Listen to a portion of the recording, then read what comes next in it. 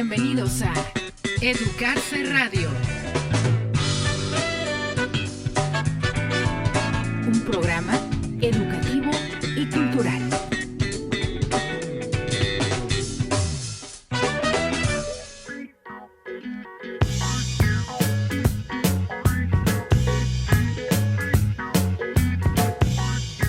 Hola, hola, ¿cómo están? Bienvenidos, como siempre, muchas gracias por acompañarnos, invitarlos para que estén con nosotros y para que sean parte precisamente de este programa. Mire, 25 de noviembre es una fecha muy importante, porque ¿qué tiene que ver? Porque es el Día Internacional de la Erradicación de la Violencia contra la Mujer. Bueno, pues nos acompaña el maestro Baltasar Covarrubias, de la Unidad de Igualdad de Género de la Secretaría de Educación, que ha estado trabajando muy fuerte en este tema. Además, hoy vamos a presentarles en la sección de libros y autores a Aarón Cruz, que es un joven y nos presenta Juego de Palabras a través del arte, del dibujo y bueno, cómo logra trascender con esta publicación que se llama Juego de Palabras. Y saludamos, además de todos los que nos siguen, de todas las estaciones en las que estamos enlazados, aquellos que están con nosotros en línea a través de www.nl.gov.mx/educarse aquí en radio. Aquí en la cabina a cargo de la producción está Licen Núñez Galindo. Los saluda un servidor, Javier Héctor Gutiérrez. Les damos la bienvenida. ¿Tienes comentarios o sugerencias? Envíanos un correo: educarceradio@gmail.com. El tema de hoy.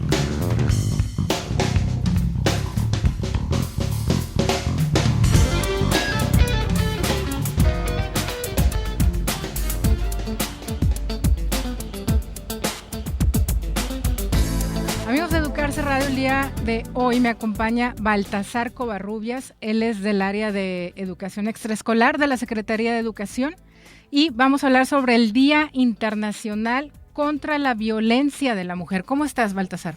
Pues buenos días, Liz, pues agradeciendo la invitación y pues con estos temas que en estas fechas son importantes porque el 25 de noviembre tenemos un compromiso con Naciones Unidas, todas las instituciones, todos los gobiernos del mundo, ¿no? Con esta importante fecha que es tratar de hacer conciencia sobre la violencia en contra de las mujeres. ¿Cómo podríamos también definir el término de igualdad de género? Yo siempre me gusta tratarlo desde el punto de vista negativo para evitar los debates, ¿no? Que siempre se dan. Y la igualdad no significa que hombres y mujeres sean lo mismo. Nos damos cuenta que las construcciones biológicas, que son fundamentales para construir lo cultural, no somos iguales, sin embargo lo que busca la igualdad de género es garantizar que todas las oportunidades y derechos, tanto para mujeres y hombres, sean iguales como los marcan todas las normativas internacionales. Muy bien. En este año, ¿cuál va a ser el lema del Día Internacional contra la Violencia de la Mujer? Se llama Generación Igualdad condena la violencia, ¿no? Y tiene que ver más con estos aspectos que tienen que ver con la violencia sexual que está ahorita afectando a mujeres y a niñas en todo el mundo, ¿no? Entonces, Naciones Unidas y también celebra el 25 aniversario de lo que son la Plataforma de Acción de Beijing, que ya cumple 25 años, que es donde se enmarcan principalmente los derechos fundamentales de las mujeres y que da pie, ¿no?, a todas las normativas, a todos los programas y todos los proyectos a nivel internacional. ¿Nos podrías mencionar alguno de los derechos fundamentales de las mujeres? Pues los derechos fundamentales de las mujeres es el trato digno, la igualdad laboral, la igualdad salarial, que son importantes y también a vivir una vida libre de violencia, que es lo fundamental que tenemos en Nuevo León, una ley que beneficia, ¿no?, en ese sentido a erradicar la violencia contra las mujeres.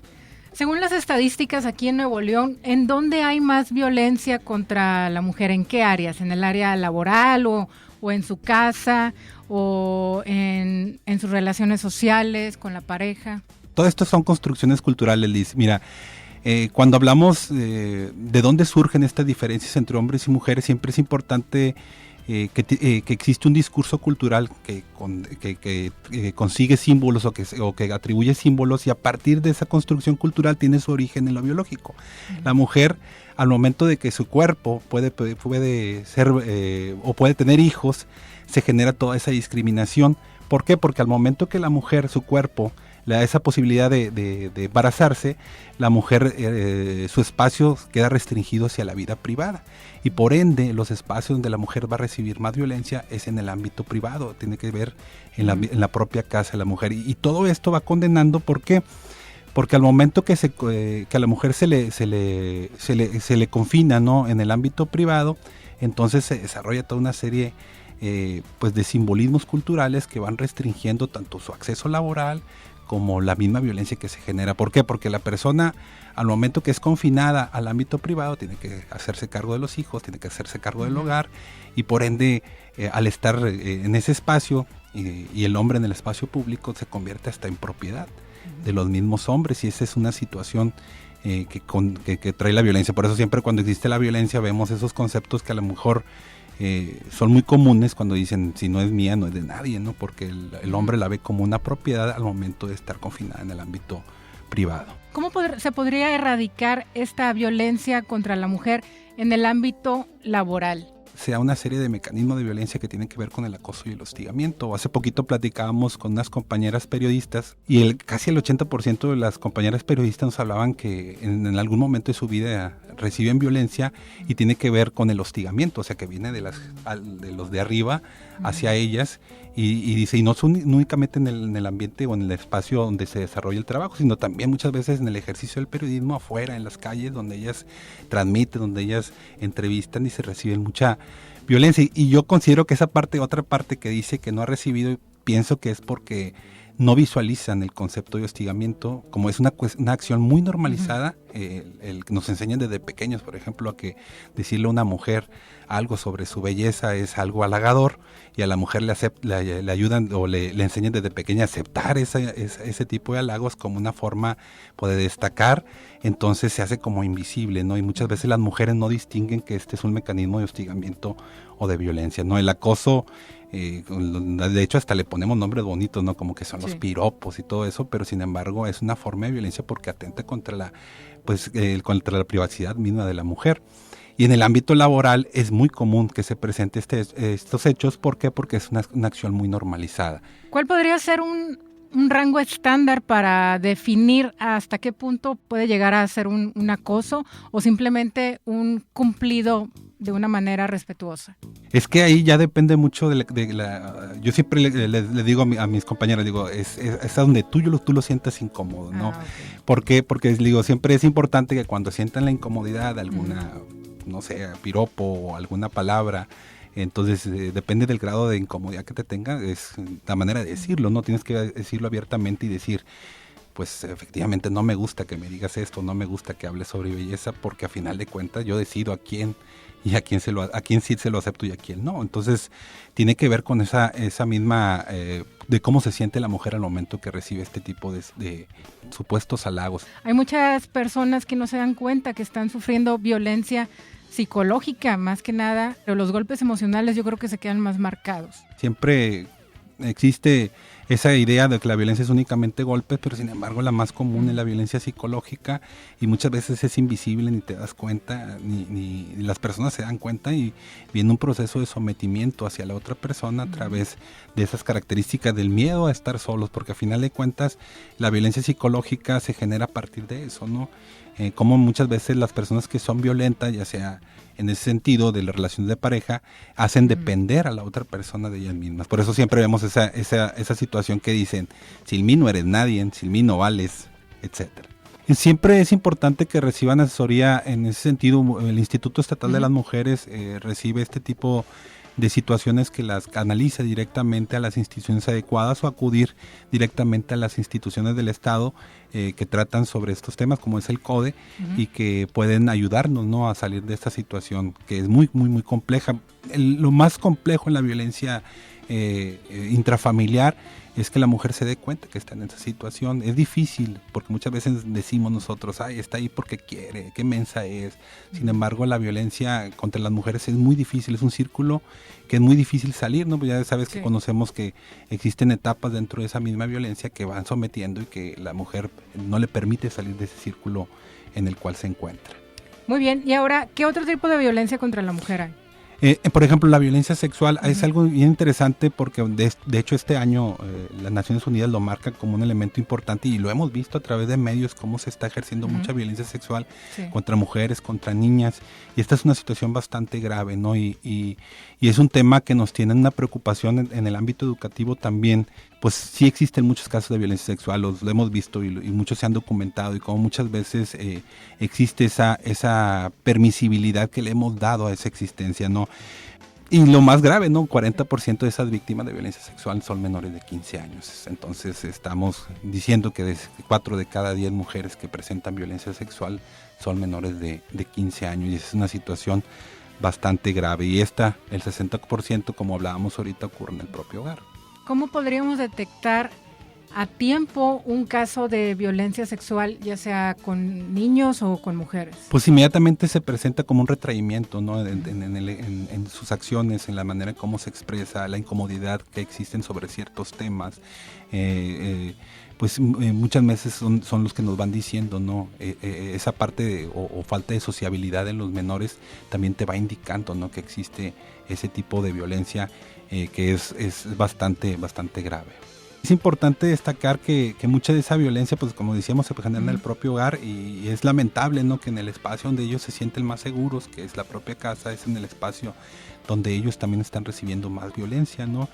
Y la violencia sexual, pues no únicamente es la violación, sino también tiene que ver con aquellas acciones, ¿no? Que son palabras obscenas, tocamientos, arrimones, que se dan muy común en la vida diaria y que se han normalizado y que han generado, ¿no? esa disminución de lo que es el empoderamiento de las mujeres. Entonces había una persona que me decía, bueno, es que también los hombres reciben violencia sexual. Y digo, sí, eso es innegable, pero aquí también hay que entender que las proporciones son mayores en la mujer. Yo escuchaba por ahí alguna persona que decía, pues es que nosotros también recibimos violencia. Decía un hombre, le decía, le preguntaba a otra mujer, le decía, oye, pero o sea, ¿cuánto en tu vida has recibido violencia sexual?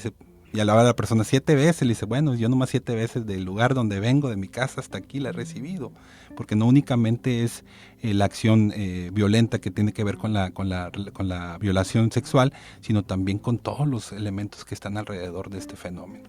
¿Qué acciones se están formando para erradicar esta violencia contra la mujer? El Instituto Estatal de las Mujeres lleva a cabo una serie, ellos están coordinando ahorita lo que es la alerta de violencia de género, que fue declarada en 2016, y llevan a cabo una serie de acciones. Secretaría de Educación está colaborando directamente, la Unidad de Igualdad de Género a la cual nosotros pertenecemos, estamos trabajando directamente con el Instituto Estatal de las Mujeres. Acabamos de recibir una capacitación de parte de Naciones Unidas para tratar de permear a todo el personal de la Secretaría de Educación y tratar de llegar también a niños y adolescentes, personal docente y personales administrativos de la Secretaría, que es lo más importante. Y se van llevando una serie de acciones en el ámbito, pues, de la educación, ¿no?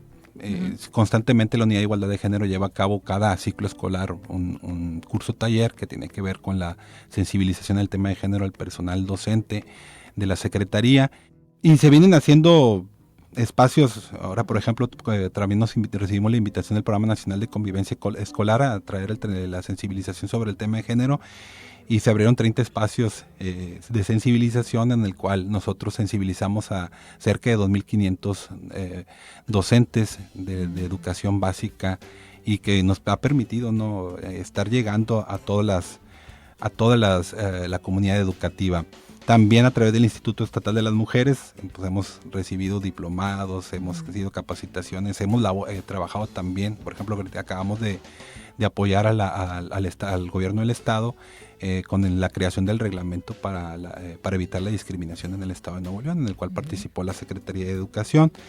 Y pues hemos trabajado también directamente con el Instituto Nacional Electoral, con esto que tiene que ver con las mesas de trabajo de la encuesta nacional de niños y adolescentes, que fue el año pasado, con los resultados que son interesantes y que nos dan mucha visibilidad de lo que está pasando. Y pues las actividades que venimos haciendo constantemente, los cursos talleres, los concursos, las actividades del Día de la Mujer, las pláticas de sensibilización con estudiantes, talleres lúdicos, ¿no? Y en colaboración con el Instituto Estatal de las Mujeres y la Universidad Autónoma de Nuevo León, la Facultad de Música, se está llevando a cabo también la red de orquestas juveniles por la igualdad, las cuales acuden pues estas orquestas juveniles a platicar sobre el tema de igualdad y también a mostrarles, ¿no?, lo que se puede hacer con la música, ¿no? Muy bien, ¿y quiénes se pueden unir a las orquestas?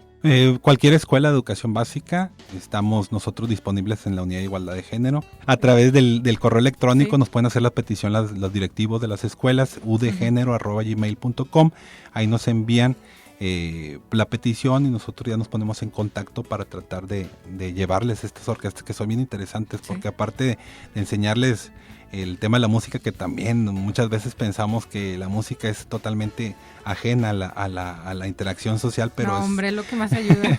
Es importantísimo. ¿Por qué? Porque es un grupo de hombres en el que tienen que trabajar y en el que tienen que entenderse. Muchas de las veces tenemos pensamientos distintos, pero al final de cuentas tenemos algo en común que tiene que ver con la creación musical y por ende el objetivo, ¿no? Entonces aquí también interactúan hombres y mujeres y por ende también tenemos que entender que estas construcciones culturales también nos ayudan o limitan, ¿no?, a la trabajo de las compañeras que muchas veces trabajan en estos ámbitos musicales. Sí. Está abierta la agenda, nada más de solicitar la información, ya sea la plática o el taller, para maestros y alumnos. Sí, y recordar, ¿no?, que pues lo importante es sensibilizar, más allá de ser expertos en el tema de género, tenemos que ser sensibles, lo que se denomina como prácticas coeducativas, que es educar con perspectiva de género, que muchas veces pensamos que la perspectiva de género es darle sobrevalor a la situación de la mujer. Sin embargo, la perspectiva de género es erradicar en todo lo que hacemos, ya sea en lo educativo, en el trabajo cuando escribimos, ya sea en el periodismo, lo que sea, es erradicar estos patrones culturales, es no tratar de pues en este caso de sembrarlo, ¿no?, en las generaciones que vienen creciendo o en lo que nosotros hacemos. Y por reconocer que existen muchos tipos de violencia, no únicamente la violencia física, sino está la psicológica, la política, la sexual, la económica, la física y la patrimonial, que muchas veces la económica... a ver, explícanos un poquito de eso. La violencia económica es cuando en ese sentido se controlan, ¿no?, los ingresos o recursos de las mujeres, ya sea cuando ellas trabajan o también cuando no trabajan, que se dedican al hogar. Muchas veces sucede que se les hace un control muy profundo, ¿no?, a sus gastos. O sea, hay ocasiones en que se les controla sus propios recursos que ganan y en otras ocasiones se les restringe el acceso a los recursos cuando no trabajan. O la simple frase, ¿no?, ¿qué le hiciste al dinero que te di? Ese ya se genera un mecanismo de sometimiento y de control. Y la patrimonial, que es bien común cuando existen divorcios, ¿no?, que dicen, pues la casa es de los dos, pero hay que venderla. O sea, ya a la mujer, si no trabajó o no le permitieron trabajar, la dejan desprotegida del ámbito patrimonial. O muchas veces cuando lo vemos, ¿no?, que les rompen los maquillajes o las pinturas a las mujeres, los vestidos o el propio celular, que ahorita es muy común verlo en las calles, cómo les azotan los celulares o cómo los restringen o cómo les controlan el control, sí, de ese mismo.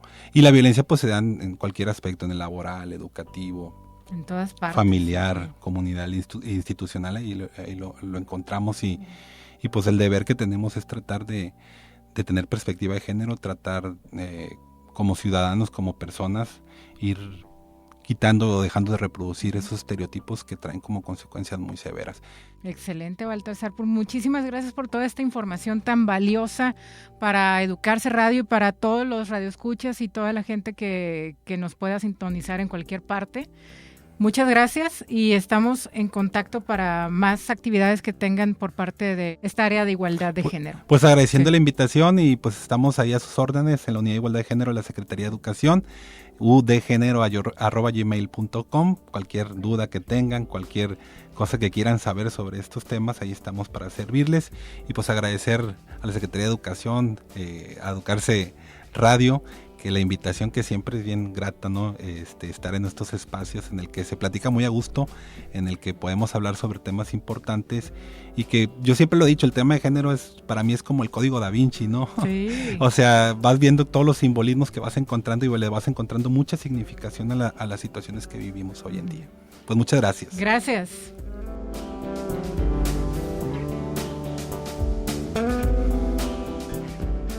Estás escuchando Educarse Radio.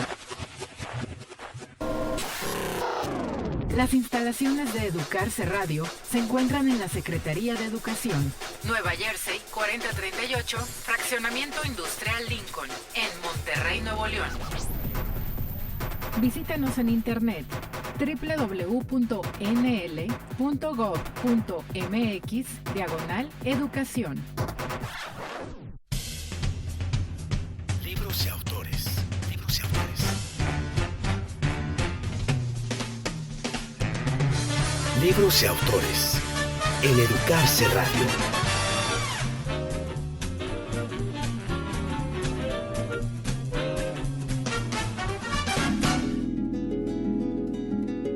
Amigos de Educarse Radio, el día de hoy me acompaña vía telefónica Aarón Cruz. Él es escritor de este libro Juego de Palabras. ¿Cómo estás, Aarón? Bien, ¿cómo estás tú?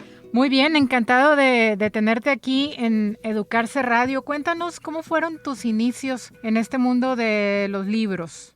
Cuando era pequeño no era un gran lector, ¿no? Pero mis papás siempre se aseguraron de que de alguna manera tuviera libros cerca, ¿no?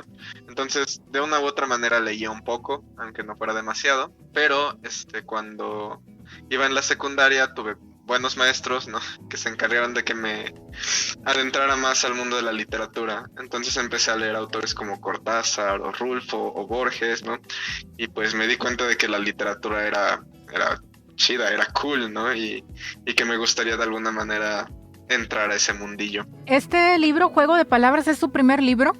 Así es mi primer libro. Está súper padre, me gustaron bastante las imágenes, los trazos, los colores sobre todo. Cuéntanos cómo te inspiraste para crear Juego de Palabras. Pues la verdad es que no fue como un solo momento de epifanía, ¿no? Que estaba caminando por la calle y ya me llegó el rayo luminoso, ¿no?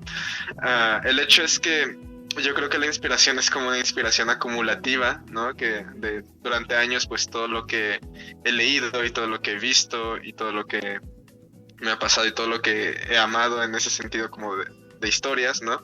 Pues eventualmente se filtró, ¿no? Y un día, yo estaba, pues un día se me ocurrió una idea, ¿no? Que es la primera historia en el libro.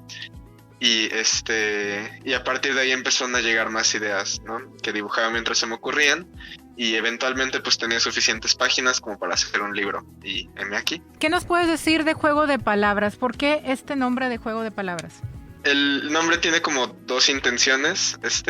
Una es como un poquito irónica, ¿no? Porque el libro casi no tiene palabras.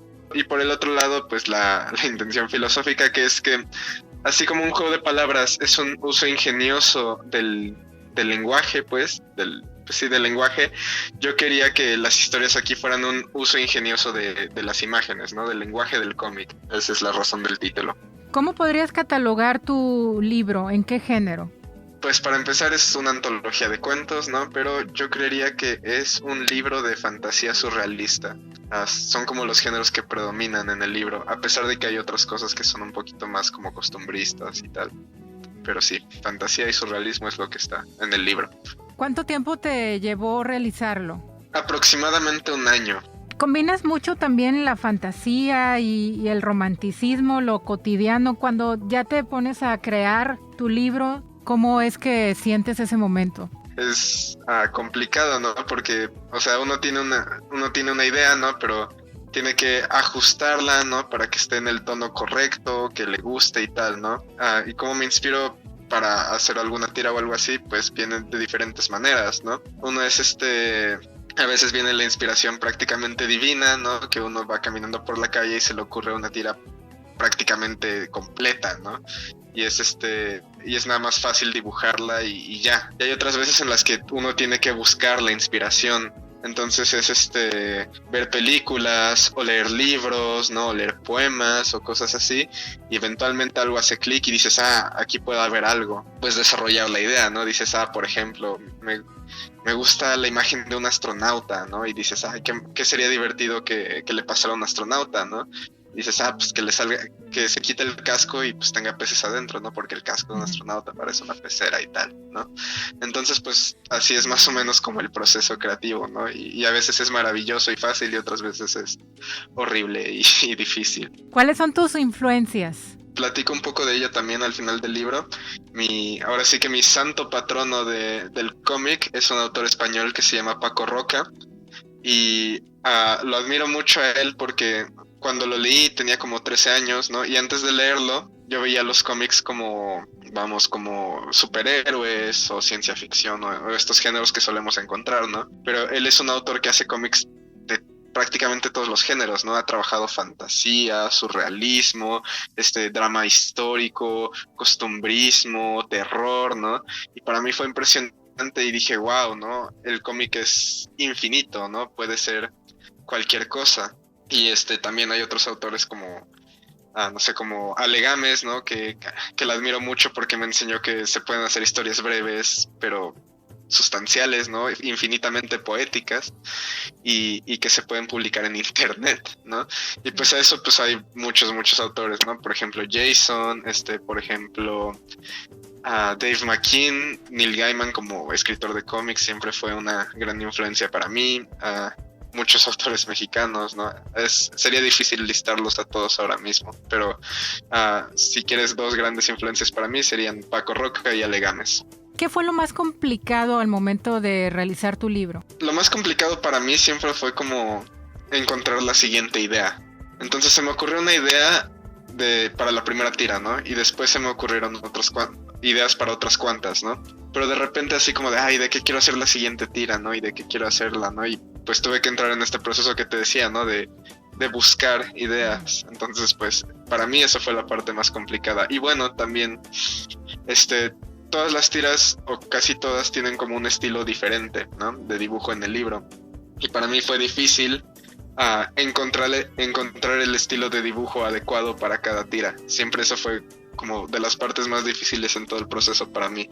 ¿Y qué fue lo que más disfrutaste al crear tu libro? Dibujar, es decir, dibujar los lápices, y eso para mí siempre es alegría y diversión. Y pues todo lo demás es un poco más difícil. ¿Cuál sería tu mensaje para fomentar el hábito de la lectura? Pues les diría a toda la gente que pues lean, porque los libros son maravillosos y son una fuente infinita de inspiración. No todos los libros son para todo el mundo, pero seguramente hay un libro para ti. Un libro que te va a hablar y con el que te vas a sentir identificado. Entonces, pues, vale la pena leer para encontrar ese libro o esos libros. ¿En dónde te podemos encontrar en las redes sociales para seguirte? En Facebook, Balloon Comics, y en Instagram como Aaron-Cruz27. En Twitter igual, como Aaron-Cruz27. Excelente, Aaron. Pues agradecemos bastante tu tiempo para Educarse Radio y también agradecemos a Editorial Océano por la realización de esta entrevista. Muchas gracias, Aaron. Perfecto. Gracias a ti. Hasta luego.